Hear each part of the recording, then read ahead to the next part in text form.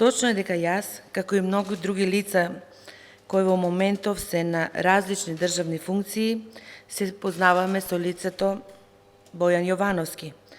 Никогаш не сум криела дека мојот син работи во ЕДНТВ и дека заради описот на неговото работно место е на дневна основа и комуницира со лицето.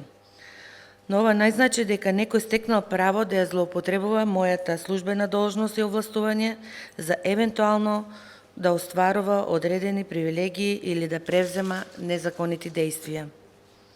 Затоа очекувам низ една транспарентна правосудна постапка да се стави крај на сите неофицијални информации со кои некој се обидува да и наштети на мојата чест и углед.